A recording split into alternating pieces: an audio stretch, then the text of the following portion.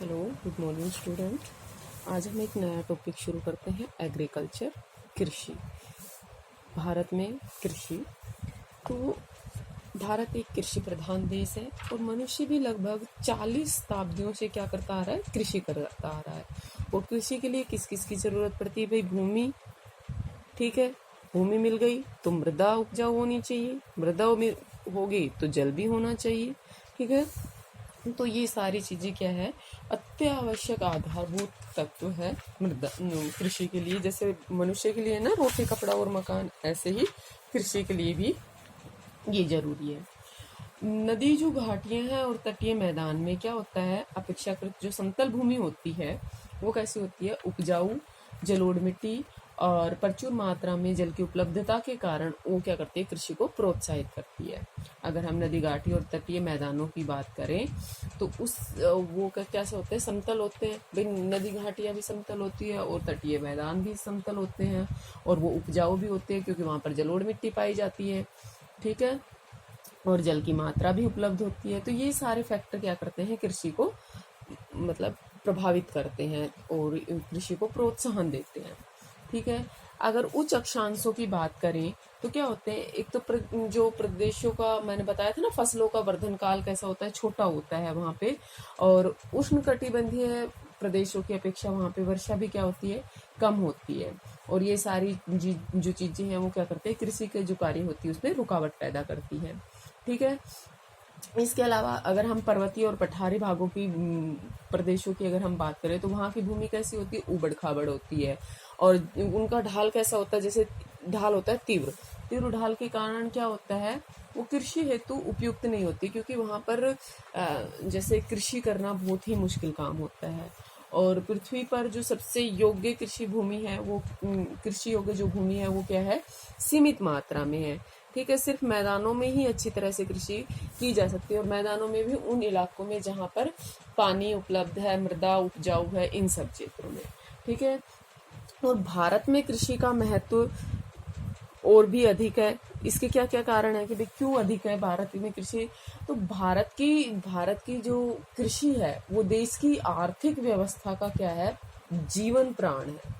मतलब भारत की जो अर्थव्यवस्था है वो किस पर डिपेंड है, पूरी तरह से कृषि पर डिपेंड है, ठीक है। भारत में लगभग आधे लोगों की आजीविका का साधन क्या है, कृषि पर आधारित है। मतलब 70% जो लोग हैं भारत के, वो किस पर निर्भर करते हैं, कृषि पर निर्भर करते हैं, ठीक है। आधे से ज्यादा है वैसे, ठीक है। लेकिन अब धीरे धीरे क्या हुआ है कि लोग अन्य कार्यों में भी संलग्न हो गए हैं, इसी कारण से क्या हुआ है, ये थोड़ा सा घट गया है, ठीक है। और भारत की जो जनसंख्या है वो कैसी है, विशाल है। उसके लिए जो भोजन की प्राप्ति होती है वो भी किससे होती है, कृषि से होती है, ठीक है। इसके अलावा जो भारत में उद्योग जो स्थापित है उनके लिए जो कच्चा माल चाहिए वो भी किससे प्राप्त होता है, कृषि से। जैसे जो गन्ना चीनी का उद्योग है वो किस पर डिपेंड करता है, गन्ने की जो खेती होती है उस पर। कपास का जो सूती वस्त्र उद्योग है वो किस पर डिपेंड करता है, कपास पर, ठीक है। और जूट उद्योग किस पर निर्भर करता है, जूट की खेती पर। तो ये सारे कहाँ से किस पर निर्भर करते हैं, कृषि पर निर्भर करते हैं। इसके अलावा जैसे रसदार फल है, जेली बनाने में काम आते हैं, जैम बनाने में काम आते हैं, तो ये सब भी क्या होते हैं, डायरेक्ट या इनडायरेक्ट रूप से किस पर डिपेंड करते हैं, कृषि पर डिपेंड करते हैं। रेशम का कीड़ा होता है, ठीक है, जो रेशम वस्त्र उद्योग में काम आता है, वो जो रेशम का कीड़ा होता है उसको भी कहाँ पर पाला जाता है, पेड़ पौधों पर पाला जाता है। तो वो भी कच्चा माल मुहैया कराता है रेशमी वस्त्र उद्योग के लिए। तो वो रेशम कहाँ से मिला, कृषि से मिला, ठीक है। और कृषि भी क्या करती है, उद्योगों को मजबूती प्रदान करती है, ठीक है। नेक्स्ट क्या है कि जलवायु की विविधता और मिट्टी और धरातल की विविधता के कारण हमारे देश में जो फसलों की वैरायटी है वो बहुत अधिक पाई जाती है, ठीक है, विविधता पाई जाती है भारत में फसलों की। कई फसलों में तो भारत को विश्व में महत्वपूर्ण स्थान प्राप्त है, जैसे चाय है, गन्ना है, मोटे अनाज है, और कुछ तिलहन के उत्पादन में भारत क्या है, विश्व में अग्रणी है। ठीक है, चावल, जूट, तंबाकू, गेहूं, कपास, इन फसलों के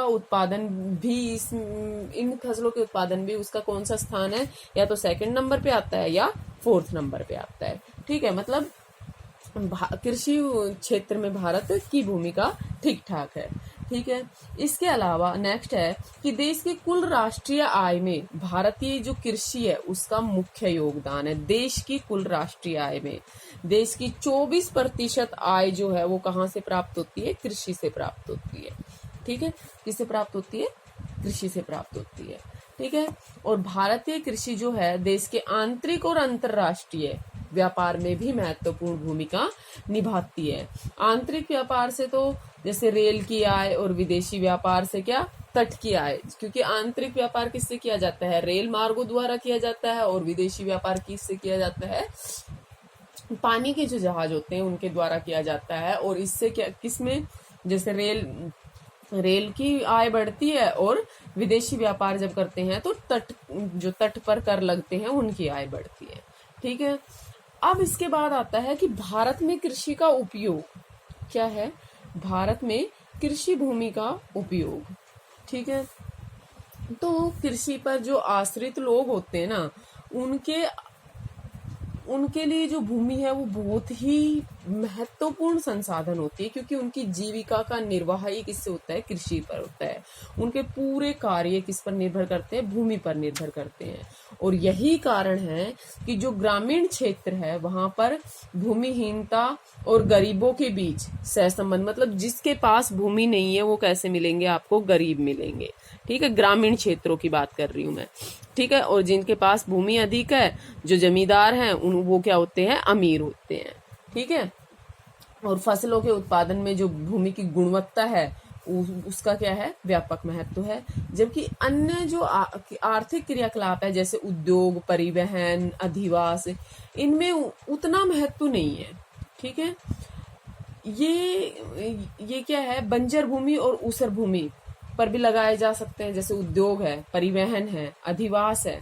ठीक है, ये तो बंजर भूमि और वहां पर भी लगाए जा सकते हैं, लेकिन कृषि कहाँ बंजर भूमि और ऊसर भूमि पर नहीं की जा सकती। ठीक है, और जो भूमि है वो क्या होती है, स्थायी संपत्ति होती है। जैसे आपके पास जो जमीन है वो कहाँ से आई, आपके दादा के पास से, दादा के पास कहाँ से आई, उनके पापा के पास से। तो ये क्या चीज है, स्थायी संपत्ति है, और इसलिए इसका सामाजिक महत्व भी। आप देखते होंगे कि लोग अपनी जमीन नहीं बेचते। क्यों नहीं बेचते, क्योंकि वो उससे जुड़े हुए होते हैं।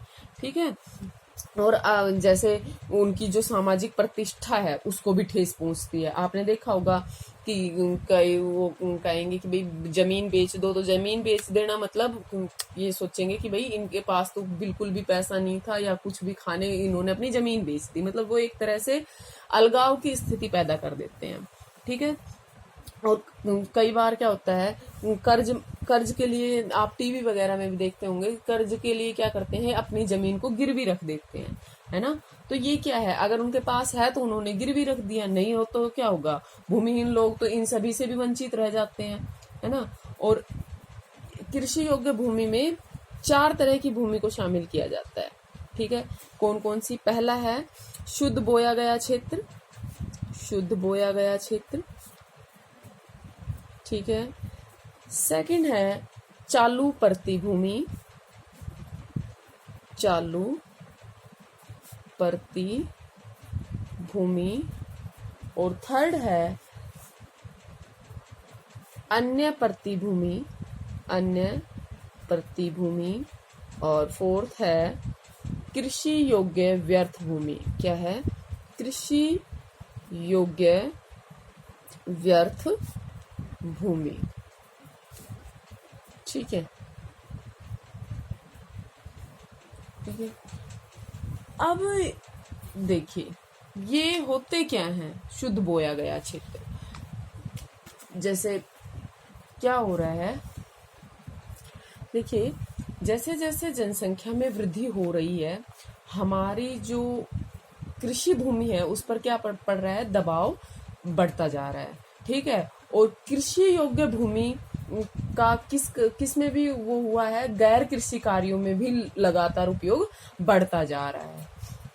इस स्थिति में क्या होता है, दो सिचुएशन आ जाती है, दो ही तरीके नजर आते हैं। या तो क्या प्रति हेक्टेयर उपज में वृद्धि की जाए, या एक ही वर्ष में, मतलब पहला तो क्या है भाई, प्रति हेक्टेयर उपज में वृद्धि की जाए, और दूसरा क्या है, एक ही कृषि वर्ष में एक ही भूमि पर एक से अधिक फसलों का उत्पादन कर सके। जैसे, और इसे बोलते हैं क्या, शस्य गहनता। इसे क्या बोलते हैं, शस्य गहनता।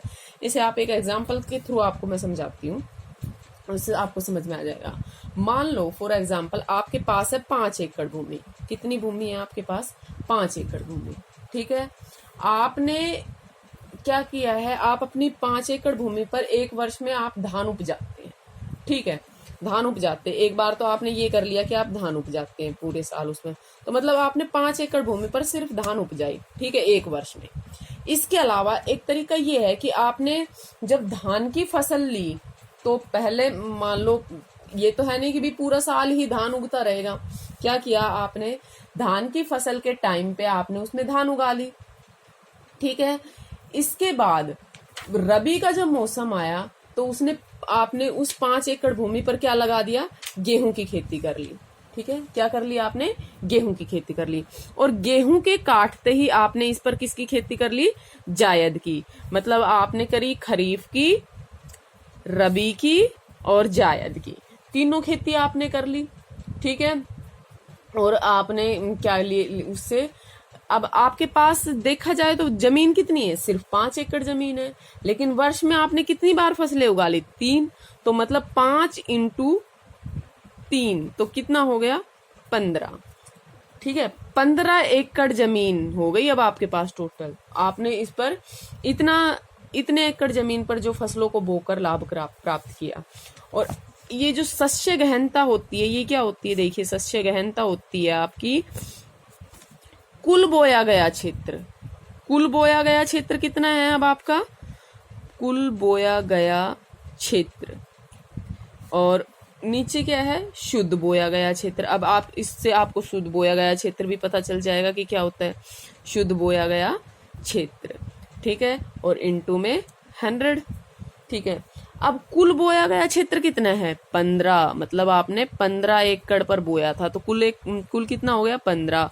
और शुद्ध बोया गया थी, तो जमीन तो 5 एकड़ ही थी, तो ये कितना हो गया, 5, मतलब ये एकड़ में और इनटू में 100, ठीक है। तो ये क्या हो गया, 5 दूनी 10, 0, और ये हो गया आपका, नहीं सॉरी 300, ये क्या हो गया, 300% हो गया, ठीक है। इस हिसाब से जो आपकी शस्य गहनता है वो कितनी हुई, 300% हुई। और इस जैसे ये मैंने बताया है तरीका, इस मामले में जो पंजाब है वो भारत का सबसे अग्रणी राज्य है, ठीक है, शस्य गहनता के मामले में सबसे अग्रणी राज्य है, ठीक है। भारत में शुद्ध बोए गए क्षेत्र के बढ़ने की संभावना नहीं के बराबर है। मतलब अब आपके पास 5 एकड़ भूमि है, तो ये मतलब आप ऐसा नहीं हो सकता कि आपके पास 10 एकड़ भूमि हो जाए। तो इसको आप बढ़ाने की बजाय आप किसको बढ़ाओ, कुल बोए गए क्षेत्र को बढ़ाओ, ठीक है। तो क्या होगा, इससे आपकी जो प्रोडक्शन है वो ज्यादा होगी, शस्य गहनता बढ़ेगी, ठीक है। और पंजाब की जो तुलना में बिहार में जो शस्य गहनता है वो क्या है, बहुत ही कम है, ठीक है। और ये जो शस्य गहनता है, ये ही एकमात्र ऐसा विकल्प है जिससे कृषि उत्पादन को बढ़ाया जा सकता है भारत में, ठीक है। अब शस्य गहनता जो है, इसको प्रभावित करने वाले कारक कौन कौन से हैं, प्रभावित करने वाले कारक, ठीक है। तो इसको प्रभावित करने वाले कारक देखिए, सबसे पहला कारक होता है सिंचाई, ठीक है। सिंचाई, उर्वरक, उन्नत बीज, यंत्रीकरण, कीटनाशक, कृषि उत्पादों का उचित मूल्य और निवेश उपयोग, मतलब जो पूंजी लगाकर आप सिंचाई, खाद, उन्नत बीज, मशीन आदि का उपयोग करते हैं, उसके अलावा जो बच जाता है वो, ठीक है। ये सब क्या है, भारत में शस्य गहनता को प्रभावित करने वाले कारक, ठीक है। अब बात करते हैं कि भारत का जो अधिकांश हिस्सा है वो किसमें है, उष्णकटिबंधीय जलवायु में है, और इसी कारण से वहां क्या रहता है, पर्याप्त मात्रा में तापमान भी रहता है और प्रकाश भी रहता है। वर्षा का जो वितरण है वो भी सभी जगह समान रही है। इस कारण से जो आर्द्रता होती है वो क्या करती है, आर्द्रता भी सब जगह समान नहीं होती, और ये जो आर्द्रता होती है, आर्द्रता जो होती है ये आपके कृषि के प्रकार, फसलों के प्रकार और उत्पादन को निर्धारित करने का महत्वपूर्ण कारक हो सकती है। ठीक है, जब कृषि केवल वर्षा द्वारा प्राप्त होने के आधार पर, मतलब नमी के आधार पर की जाती है, तो इसे क्या बोलते हैं, वर्षा अधीन कृषि। क्या बोलते हैं, वर्षा अधीन कृषि या वो वर्षा पोषित कृषि। जब कृषि सिर्फ और सिर्फ वर्षा पे डिपेंड करती है तो उसे क्या बोलते हैं, वर्षा अधीन कृषि या वर्षा पोषित कृषि। और ये जो वर्षा पोषित कृषि है या वर्षा अधीन कृषि है, ये भी कैसी होती है, दो तरह की होती है। कौन कौन सी, एक होती है शुष्क भूमि कृषि, क्या होती है, शुष्क भूमि कृषि, और दूसरी क्या होती है, आर्द्र भूमि कृषि। क्या होती है, आर्द्र भूमि कृषि। अब शुष्क भूमि कृषि किसे कहते हैं, जहां पर 75 सेंटीमीटर से कम वर्षा होती है, ठीक है, वहां जो कृषि होती है उसको बोलते हैं शुष्क भूमि कृषि। और जहां पर 75 सेंटीमीटर से अधिक वर्षा होती है उसको बोलते हैं आर्द्र भूमि कृषि। ठीक है, और भारतीय जो कृषि है वो मुख्यतः, मतलब वैसे माना जाए तो किस पर है, वर्षा अधीन कृषि है, मतलब सबसे ज्यादा डिपेंड करती है वो वर्षा पर। यहाँ की केवल कितनी, 38.67% भूमि पर अनाज, मोटे अनाज, दाल, तिलहन, कपास, ये क्या है, जो वर्षा अधीन फसल है उसके उदाहरण है। ये इतनी भूमि पर उगाए जाते हैं। ठीक है, अब है शुष्क भूमि जो कृषि है इसकी विशेषताएं क्या है। ठीक है, शुष्क भूमि कृषि की विशेषताएं क्या है, एक तो इसमें क्या होता है, विशेषताएं शुष्क भूमि कृषि की, तो इसमें क्या होता है, इस कृषि में वर्षा का जो जल है, क्योंकि वर्षा पे डिपेंड है, तो क्या करते हैं, वर्षा का जो जल संरक्षित करने की विधियां होती है उनका प्रयोग किया जाता है, ताकि क्या हो, जब वर्षा ना हो तो उस जो इकट्ठा किया गया जल है उसका उपयोग किया जा सके। ठीक है, दूसरा, आवश्यकता से अधिक जल, वो क्या होता है, आवश्यकता से जो अधिक जल है उसको भूमिगत जल के पुनः भरण के लिए क्या कर लिया जाता है, संरक्षित कर लिया जाता है। आवश्यकता से अधिक जल को, मान लो इस जगह पर आवश्यकता से अधिक जल है तो इसको क्या कर लिया जाता है, इकट्ठा कर लिया जाता है, ताकि भूमिगत जल जब खत्म हो जाए तो उसका पुनर्भरण किया जा सके। ठीक है, नेक्स्ट है कि इस कृषि में क्या होता है, इस कृषि क्षेत्र में शुष्कता के कारण जो ह्यूमस है उसकी मात्रा वहां पर उसकी मिट्टी में क्या हो जाती है, बहुत कम होती है। ठीक है, मतलब वो मिट्टी में नमी नहीं होती। ठीक है, नेक्स्ट है कि जो ये शुष्क कृषि भूमि है इसमें शुष्कता के कारण जो मिट्टी की ऊपरी परत है वो कैसी हो जाती है, सूखी हो जाती है, और उसका आसानी से वायु द्वारा क्या हो जाता है, कटाव हो जाता है, मतलब वायु उसको अपने साथ बहाकर आसानी से ले जाती है, इसका मतलब उसका वायु द्वारा अपर्दन ज्यादा होता है। ठीक है, और ये जो शुष्क भूमि कृषि होती है ये कौन करते हैं, गरीब किसान करते हैं, जिनके पास उन्नत कृषि करने के लिए ना तो पूंजी होती है और ना ही आवश्यक साधन होते हैं, वो क्या करते हैं, इस तरह की कृषि करते हैं।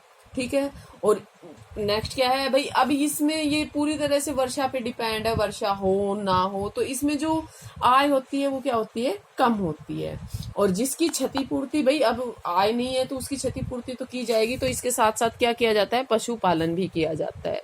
ठीक है, लेकिन आबादी क्या हो रही है, बढ़ रही है, इसके कारण आबादी बढ़ने के कारण क्या हो रहा है, दबाव बढ़ रहा है, और दबाव बढ़ने के कारण जो चरागाह है उनके खेतों को क्या हो रहा है, बदला जा रहा है, मतलब वहां पर या तो रहने के लिए घर बना दिए गए हैं या क्या कर दिया गया है, कोई उद्योग वगैरह स्थापित किए गए हैं।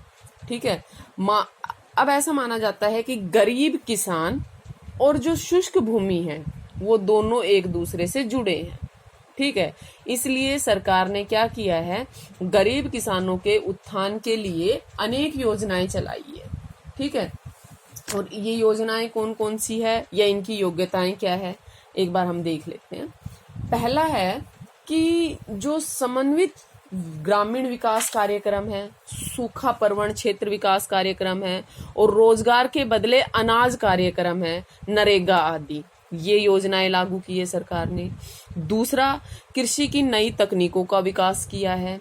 तीसरा, शीघ्र तैयार होने वाली फसलों का बीज तैयार करने हेतु अनुसंधान पर क्या दिया गया है, जोर दिया गया है। ठीक है। फोर्थ क्या है, फसलों को तैयार करने और उनको संग्रहण करने की जो तकनीकें हैं उनका प्रचार और प्रसार किया गया है। ठीक है। पांचवा है, पशुपालन और मुर्गी पालन को कृषि का एक क्या बना दिया गया है, पूरक अंग बना दिया गया है। ठीक है। और इसके अलावा सिक्स्थ है कि कुटीर उद्योग और लघु उद्योग को क्या किया जा रहा है, विकसित किया जा रहा है। ठीक है। जो उष्णकटिबंधीय क्षेत्र है उनके लिए अंतर्राष्ट्रीय फसल अनुसंधान संस्थान हैदराबाद एवं केंद्रीय शुष्क क्षेत्र अनुसंधान संस्थान जोधपुर क्या होते हैं, ये जो शुष्क कृषि भूमि और शुष्क भूमि से या अन्य कृषि से रिलेटेड जो भी प्रॉब्लम्स होती है उनको क्या करते हैं, सोल्व करते हैं। ठीक है। ये सरकार ने क्या उठाए मतलब ये योजनाएं बनाई है। अब आता है भारतीय कृषि की मुख्य विशेषताएं क्या है, ये हम करेंगे नेक्स्ट क्लास में। Thank you.